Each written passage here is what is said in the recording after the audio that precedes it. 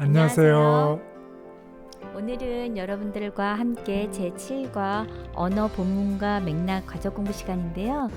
과적 공부를 시작하기 전에 제가 샌디에고의 또 하나의 가장 또 아름다운 비치 중에 하나인 오션사이드 비치를 여러분들에게 소개해 드리겠습니다. 이 비치를 보시면서 여러분들 잠시나마 마음 휴식을 취하시고 또 열심히 공부했으면 좋겠습니다. 네, 영상을 준비해서 감사합니다. 네, 그럼 제7과 언어, 본문과 맥락, 가정 공부를 시작하도록 하겠습니다. 제7과 언어, 본문과 맥락. 이 율법책을 가져다가 너희 하나님 여호와의 언약궤 곁에 두어 너희에게 증거가 되게 하라. 신명기 31장 26절 말씀. 네, 먼저 언어에 대해서 알아보도록 하겠습니다. 우리가 사용하는 이 세계의 언어는 6,000개 이상이 있다고 합니다. 그런데 6,000개 이상의 언어 중에서 오늘날 우리가 가진 신구약으로 완벽하게 번역된 언어는 600개 언어라고 합니다. 그럼 몇 퍼센트죠? 네, 맞습니다. 10%만이 완벽하게 번역된 언어로 번역이 되어 있습니다. 그리고 2,500개 언어는 일부분만이 번역이 되었다고 합니다. 그래서 38%입니다. 그래서 토탈 완전히 번역되든지 일부분만 번역된 것을 합하면 전체 몇 퍼센트죠? 48%. 네, 절반도 되지 않는다는 뜻입니다. 우리가 사용하는 언어의 절반도 되지 않는 것이 신구약으로 완전하게 번역됐거나 일부분이 번역되어 있고 나머지 절반 이상이 지금도 번역이 되어 있지 않다고 하는 것입니다. 그래서 우리가 이 번역 사업을 위해서 하나님의 말씀을 우리 말로 가진 번역이 될 수 있도록 기도를 해야 될 필요가 있겠습니다. 그리고 지구의 인구를 보면 현재 77억 명이라고 합니다. 그 중에서 자기가 말로 할 수 있는 자기 나라의 말로 되어 있는 성경이 없는 비율이 19.5%, 20% 미만이라고 합니다. 우리 한국 사람들은 우리 모국어 성경을 가졌을 뿐만 아니라 성경 번역 버전도 여러 가지가 있죠. 네, 현대어 성경도 있고 개역 성경도 있고요. 네. 또 새번역도 있고 그렇죠. 네, 참 우리는 그래 참 복받은 민족이라고 볼 수 있습니다. 그래서 더욱더 성경을 많이 읽었으면 좋겠습니다. 네, 그러면 단어, 본문, 맥락, 책에 대해서 좀 알아보도록 하겠습니다. 여러분이 지금 나무를 보고 계신데요. 나무는 어떻게 구성이 되어 있는지 한번 설명해 주시겠어요? 네, 나무는 잎사귀와 줄기를 구성하고 있죠. 네, 맞습니다. 여기 보면 이 잎사귀들이 있습니다. 잎사귀들을 우리가 단어라고 볼 수 있겠습니다. 잎사귀가 모여서 가지를 이루어지죠. 그것이 단어가 모여서 성경의 본문이 되겠습니다. 그래서 이런 본문들이 모여서 큰 가지가 이룰 때 그것을 맥락이라고 할 수 있겠습니다. 그래서 나무를 보면 이런 맥락들이 여러 가지가 있죠. 마찬가지로 이 성경의 책을 보면 책에도 단어가 있고 단어가 모여서 본문이 되고 그 본문들 속에 우리가 맥락을 이해해야 되고 그런 맥락을 이해할 때 우리가 책을 온전하게 잘 이해할 수 있다는 얘기가 되겠습니다. 감사합니다. 처음에 제7과 언어, 본문과 맥락이라는 제목을 읽었을 때는 좀 어떤 내용일까라고 좀 궁금했었는데 이렇게 그림으로 설명을 주시니까 이해가 좀 되네요. 감사합니다. 네, 이해가 됐다니 참 다행이네요. 더 쉬운 이해를 위해서 한번 예제를 들어보도록 하겠습니다. 한번 다 같이 한번 보실까요, 그림을? 오늘 낮부터 비가 오는구나. 그럼 동물원 못 가요? 네, 두 번째 예를 보겠습니다. 오늘부터 비가 온다는구나. 날이 가물었는데 잘 됐네요. 네, 이쪽 왼쪽과 오른쪽 그림을 보면 똑같이 오늘 낮부터 비가 온다는구나 라는 말을 합니다. 왼쪽에 있는 그림은 감정상으로 어떤 느낌일까요? 아쉬운 느낌이 듭니다. 네, 비가 와서 동문회 가지 못하니 아쉽다는 뜻입니다. 오른쪽에는 어떤 감정의 표현을 느낄 수 있을까요? 비가 와서 잘 됐다는 기쁘다는 의미? 네, 맞습니다. 똑같은 말이지만 상황에 따라서 아쉬운다는 의미로도 해석이 될 수 있고 기쁘다는 뜻으로도 해석이 될 수 있겠습니다. 두 번째를 한번 보시죠. 밥이 많은데요. 여기에 덜어 드세요. 네, 그 다음 그림을 보도록 하겠습니다. 오늘 저녁은 나가서 먹을까요? 밥이 많은데요? 네, 똑같이 밥이 많은데요인데 상황에 따라서 해석이 달라질 수 있다는 뜻이죠. 왼쪽에 있는 그림은 밥을 덜어야게 됐다는 의도를 가진 것으로 파악을 할 수 있지만 오른쪽에 있는 그림은 오늘은 외식하지 말고 집에서 남은 밥을 먹자는 의도로 해석할 수 있겠습니다. 마찬가지로 성경도 똑같은 단어, 똑같은 말이 나왔다 할지라도 상황에 따라서 뜻을 다르게 해석할 수 있다는 것입니다. 이것을 우리는 맥락이라고 할 수 있겠습니다. 그 다음에 이런 나무들이 모여서 이런 숲을 이루게 되죠. 성경에 있는 이 책들이 모여서 하나님의 감동을 받은 기자들이 만든 책들이 왼쪽에 보이는 모든 성경이 되겠습니다. 네, 첫째 날 성경을 이해함입니다. 하나님께서는 인간의 언어와 말을 통해서 하나님의 생각과 사상을 전달하셨습니다. 그리고 특별히 이스라엘을 선택하셔서 모든 민족에게 하나님의 생각과 사상인 복음인 성경을 전하도록 하셨습니다. 그래서 성경은 구약과 신약으로 나눌 수 있는데 구약은 히브리어와 아람어 일부로 기록이 되어 있고 신약은 헬라어로 기록이 되어 있습니다. 네, 성경을 주신 목적인데 성경을 주신 목적은 디모데후서 3장 16절에서 17절에 나와 있습니다. 모든 성경은 하나님의 감동으로 된 것으로 교훈과 책망과 바르게 함과 의로 교육하기에 유익하니 이는 하나님의 사람으로 온전케 하며 모든 선한 일을 행하기에 온전케 하려 함이니라. 디모데후서 3장 16절 17절 말씀. 네, 요약을 하면 성경을 주신 목적은 의에 이르는 길을 우리에게 가르쳐 주기 위함입니다. 따라서 우리는 하나님의 말씀을 소중히 여기고 가르침에 순종해야 하겠습니다. 성경은 타락한 인류에게 하나님의 일을 증언하고 구원의 길을 가르쳐 주기 위해 인간의 언어로 기록되었고 여러 언어로 번역되었다. 그들에게 이르되 내가 오늘 너희에게 증언한 모든 말을 너희의 마음에 두고 너희의 자녀에게 명령하여 이 율법의 모든 말씀을 지켜 행하게 하라. 이는 너희에게 헛된 일이 아니라 너희의 생명이니 이 일로 말미암아 너희가 요단을 건너가 차지할 그 땅에서 너희의 날이 장구하리라. 신명기 32장 46절 47절 말씀. 인간의 언어로 표현된 하나님의 사상. 무한하신 하나님께서는 당신의 성령을 통하여 당신의 종들의 정신과 심령의 빛을 비추어 주셨다. 하나님께서는 꿈과 이상과 상징과 표상들을 주셨으며 진리를 계시받은 사람들이 인간의 언어로 그 사상을 구체적으로 표현하였다. 가려 뽑은 기별 1권 25. 아버지, 우리의 유익을 위해 성경을 주셔서 감사드립니다.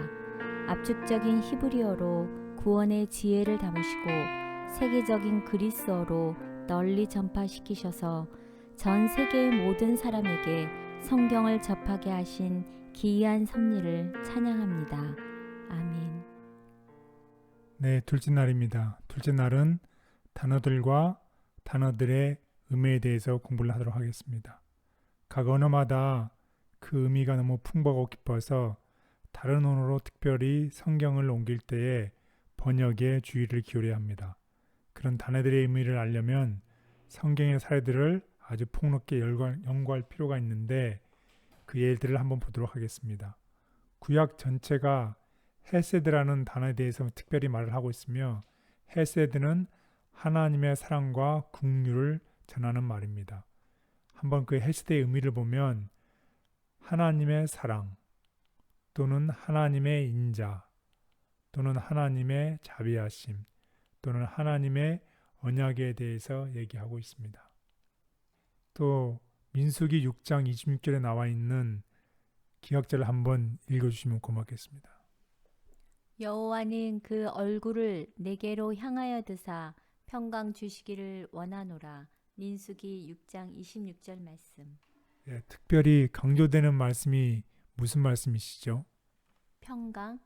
네, 평강입니다. 평강은 살롬이라는 뜻이 있는데 살롬을 번역이 가능한 것으로 첫 번째는 평화가 될 수 있겠습니다.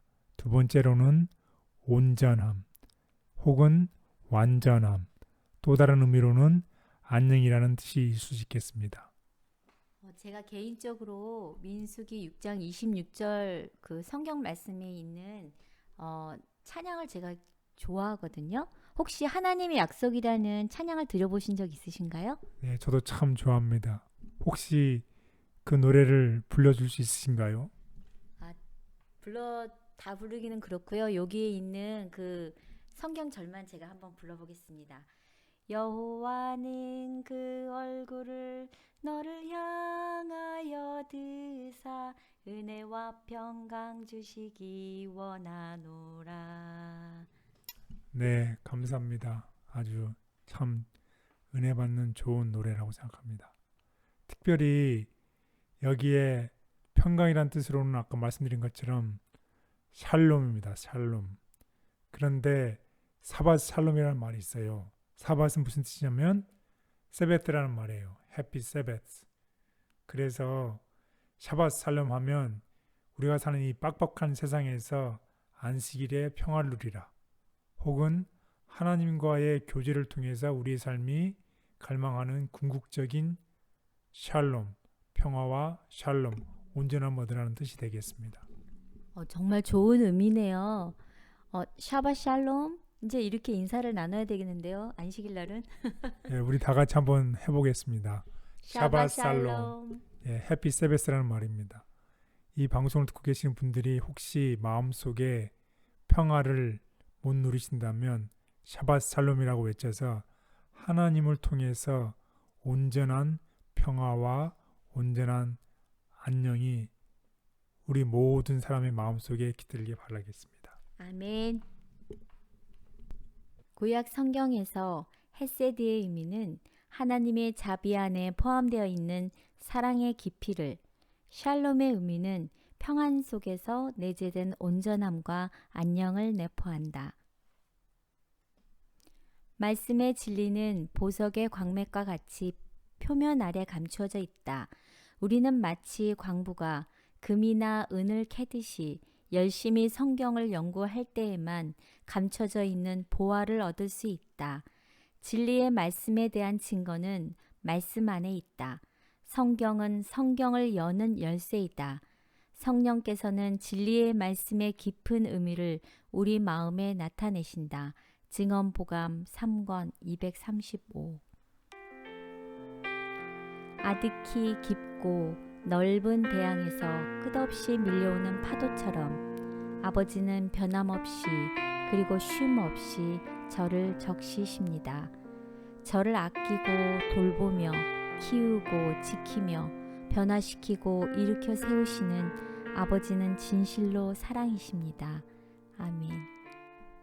네, 셋째 날 반복과 패턴의 의미에 대해서 알아보도록 하겠습니다. 히브리어에서는 구두점, 곧 마침표나 쉼표가 없기 때문에 구약 성경을 기록한 기자들은 어떤 의미를 강조하기 위해서 반복법을 자주 사용했다는 것입니다. 한번 예를 보겠습니다. 한번 성경을 읽어주시죠. 하나님께서 사람을 그분의 형상대로 창조하시니 곧 하나님의 형상대로 사람을 창조하시되 하나님께서 그들을 남자와 여자로 창조하셨습니다. 창세기 1장 27절 말씀. 네, 여기에 보면 반복되는 단어들이 있습니다. 한번 잘 보시고 어떤 단어가 반복이 된다고 생각하십니까? 하나님, 하나님이 몇 번 반복이 돼 있죠. 하나님 3번이요. 네, 또 어떤 단어가 반복이 돼 있습니까? 형상, 네, 형상은 몇 번 반복이 돼 있죠. 형상은 2번 반복되어 있습니다. 예, 또 반복된 말은 단어가 또 보이시는가요? 창조, 네, 창조는 몇 번 돼 있습니까? 2번 되어 있습니다. 잘 보시죠, 몇 번인지. 3번이네요. 네, 또 뭐가 있습니까?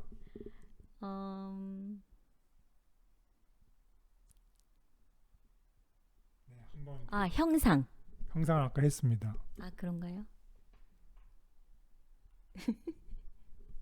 네, 여기 보면 하나님께서 하나님께서 3번이 나왔고 형상대로가 2번 나왔고 창조하시니 창조하시되 창조하셨습니다가 3번 나왔습니다. 그러면 이 창세기 1장 27절에서 강조하고 싶은 말은 어떻게 해석할 수 있습니까?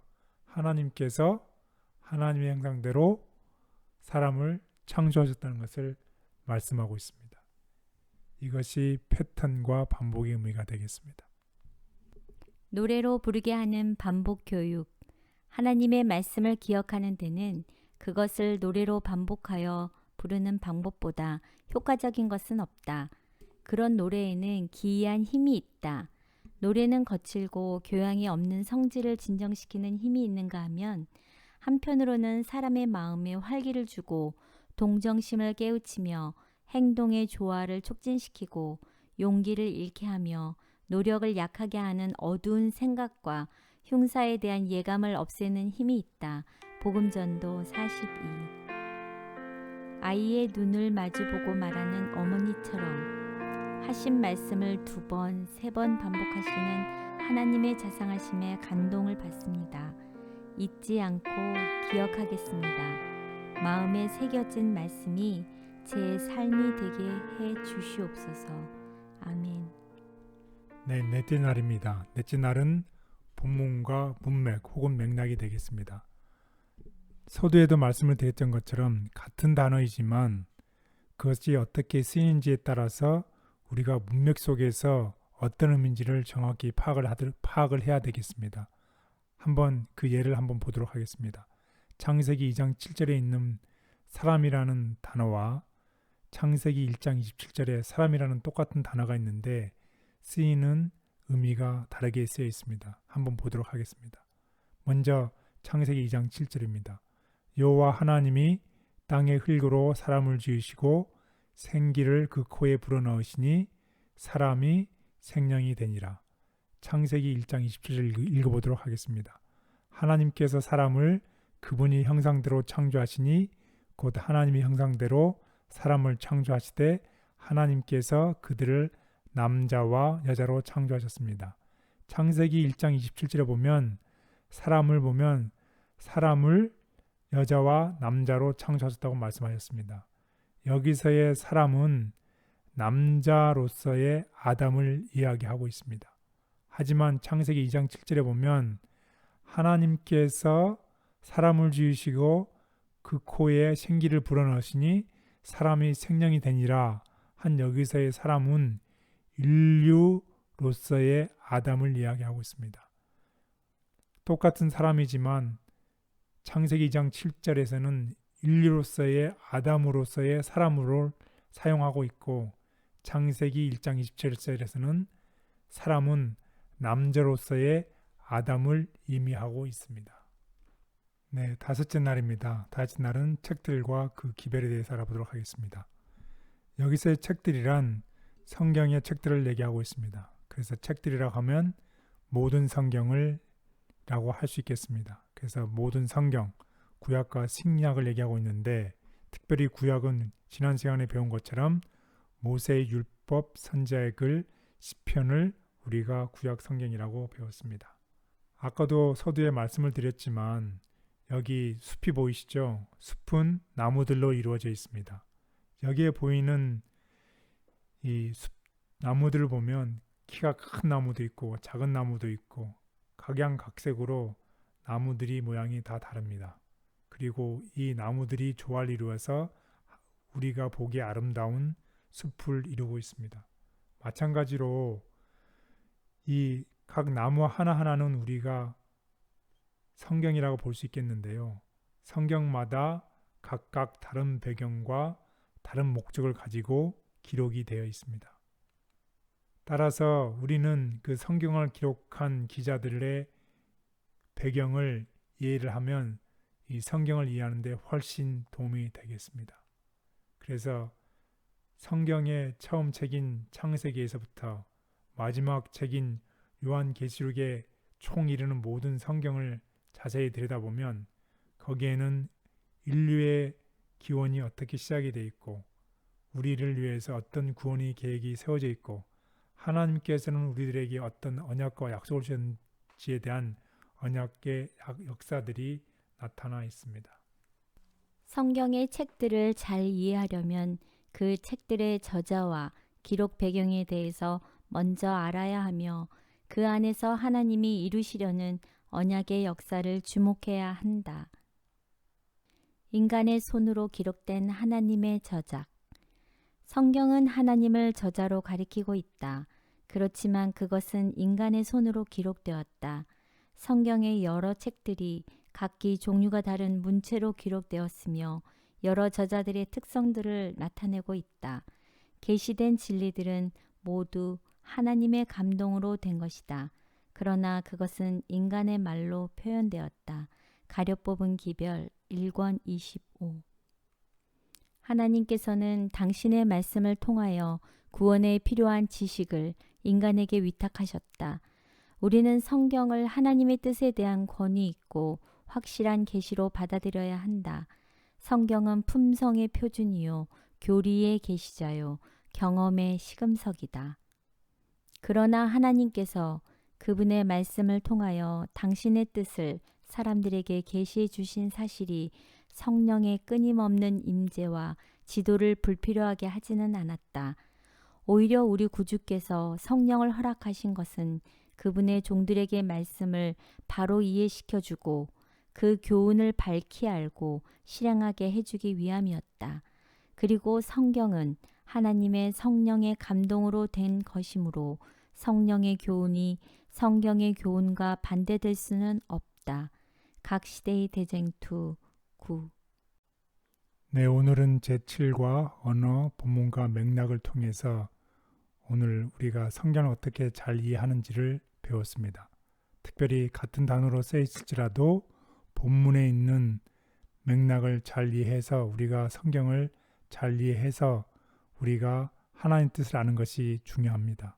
지난 시간에도 말씀을 드렸던 것처럼 성경을 잘 이해하는 이유는 하나님의 뜻을 잘 이해하고 하나님의 뜻이 우리의 삶 속에 실천이 되어서 우리의 삶을 통해서 이웃과 사회에 큰 복이 되는 구원과 직결이 있기 때문입니다. 우리 모두 열심히 성경을 잘 읽으시고 또 잘 공부하셔서 우리의 구원이 이웃과 사회에 널리 퍼지기를 기도하겠습니다.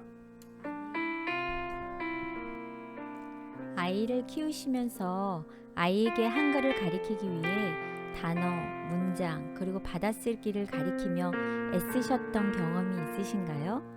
소중한 자녀이지만 때론 화도 내고 매를 들기도 하고 달래서라도 글을 가리켜 책을 읽기를 바라는 부모의 마음.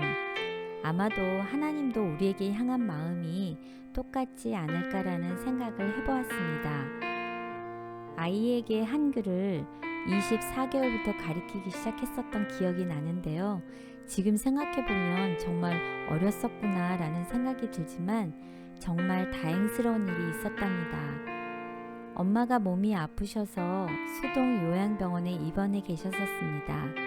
아이가 많이 보고 싶은 마음에 미국으로 아이에게 손편지를 직접 쓰셔서 보내셨습니다. 아이는 한국에서 할머니가 직접 자기에게 온 편지를 한 단어 한 단어를 읽어가며 문장을 이해를 했고 할머니가 자신에게 무엇을 말을 하고 싶어 하셨는지를 이해했습니다. 할머니가 돌아가신 후 그 짧은 편지는 아이에게 큰 메시지가 되었고 할머니가 원하고 남겼던 말들을 기억하며 자랐습니다. 오늘 우리 앞에 하나님께서 여러분과 제게 보내주신 성경책이 있습니다. 하나님께서 우리에게 보내주신 메시지. 이 세상을 살아가는 요즘 정신적, 육체적, 그리고 경제적으로 많이 어렵고 힘드시지요? 여러분 모두가 성경 말씀 속에 있는 하나님의 마음을 이해함으로 어렵고 힘들게 살아가는 여러분의 삶 속에 큰 힘과 위로와 소망이 있기를 간절히 바랍니다. 매일 성경 말씀을 통해 하나님과 더 친밀한 관계를 맺는 여러분과 제가 되기를 간절히 바라며 건강하시고 평안하시고 축복된 삶 되시길 바랍니다. 샬롬. 아버지, 그 옛날 신실한 종들을 선택하셔서 성경의 기별을 기록하게 하시고 오늘 우리로 하여금 그 기별을 이해하게 인도해 주시니 감사합니다. 어제나 오늘이나 내일까지 영원히 변치 않는 하나님을 믿고 따릅니다. 아멘.